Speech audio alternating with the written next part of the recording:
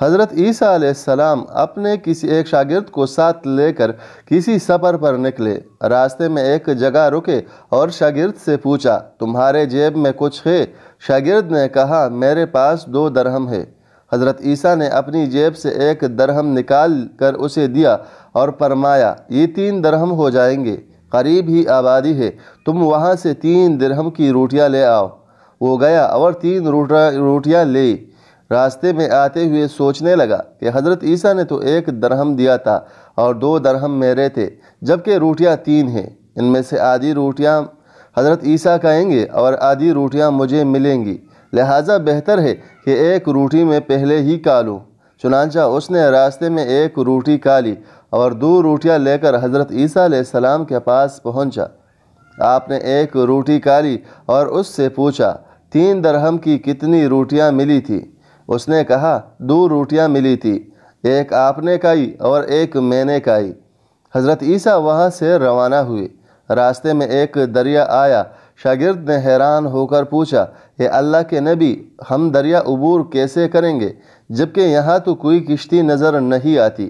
حضرت عیسیٰ علیہ السلام نے فرمایا، گھبراؤ مت، میں آگے چلوں گا، تم میری عبا کا دامن پکڑ کر میرے پیچھے چلتے آؤ، خدا نے چاہا تو ہم دریا پار کر لیں گے۔ چنانچہ حضرت عیسیٰ علیہ السلام نے دریا میں قدم رکھا اور شاگرد نے بھی ان کا دامن تھام لیا۔ خدا کے اذن سے آپ نے دریا کو اس طرح پار کر لیا کہ آپ کے پاؤں بھی گیلے نہ ہوئے۔ شاگرد نے یہ دیکھ کر کہا، میری ہزاروں جانیں آپ پر قربان، آپ جیسا صاحب اعجاز نبی تو پہلے مبعوث ہی نہیں ہوا۔ آپ نے فرمایا، یہ معجزہ دیکھ کر تمہارے ایمان میں کچھ اضافہ ہوا؟ اس نے کہا، جی ہاں، میرا دل نور سے بھر گیا۔ پھر آپ نے فرمایا، اگر تمہارا دل نورانی ہو چکا ہے تو بتاؤ روٹیاں کتنی تھی؟ اس نے کہا، حضرت روٹیاں بس 2 ہی تھی۔ پھر آپ وہاں سے چلے۔ راستے میں ہرنوں کا ایک غول گزر رہا تھا۔ آپ نے ایک ہرن کو اشارہ کیا اور وہ آپ کے پاس چلا آیا۔ آپ نے ذبح کر کے اس کا گوشت کھایا اور شاگرد کو بھی کھلایا۔ جب دونوں گوشت کھا چکے تو حضرت عیسیٰ علیہ السلام نے اس کی کال پر ٹوکر مار کر کہا، اللہ کے حکم سے زندہ ہو جا۔ ہرن زندہ ہو گیا اور چوکڑیاں برتا ہوا دوسرے ہرنوں سے جا ملا۔ شاگرد یہ معجزہ دیکھ کر حیران ہو گیا اور کہنے لگا، اللہ کا شکر ہے جس نے مجھے آپ جیسا نبی اور معلم عنایت فرمایا ہے۔ حضرت عیسیٰ علیہ السلام نے فرمایا، یہ معجزہ دیکھ کر تمہارے ایمان میں کچھ اضافہ ہوا؟ شاگرد نے کہا، اے اللہ کے نبی، میرا ایمان پہلے سے دگنا ہو چکا ہے۔ آپ نے فرمایا، پھر بتاؤ کہ روٹیاں کتنی تھی؟ شاگرد نے کہا، حضرت روٹیاں 2 ہی تھی۔ دونوں راستہ چلتے گئے کہ کیا دیکھتے ہیں کہ ایک پہاڑی کے دامن میں سونے کی 3 اینٹیں پڑی ہے۔ آپ نے فرمایا، 1 اینٹ میری ہے اور 1 اینٹ تمہاری ہے اور تیسری اینٹ اس شخص کی ہے جس نے تیسری روٹی کھائی۔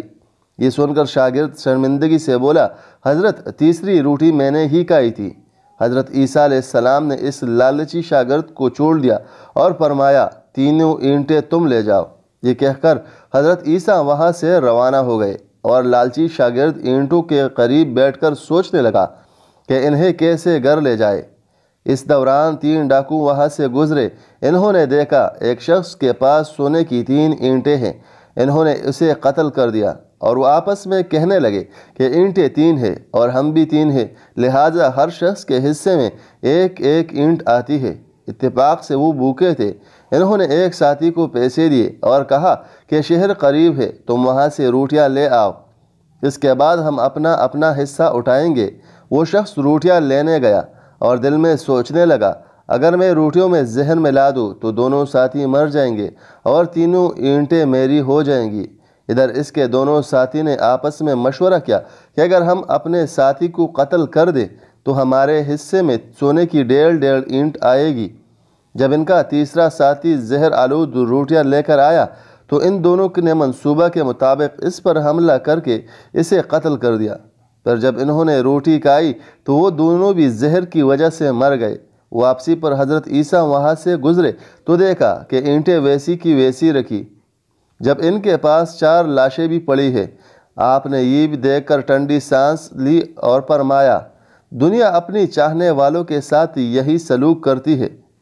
تو معزز قارئین کرام، یہ ہے دنیا اور اس کی محبت جس کے لیے میں اور آپ دن رات ایک دوسرے سے سبقت لے جانے کے لیے بےتاب ہوتے جا رہے ہیں، اور دراصل یہ ہمیں پل پل موت سے قریب کیے جا رہے ہیں۔ وقت ملے تو اس پہلو پر سوچئے گا ضرور۔ والسلام۔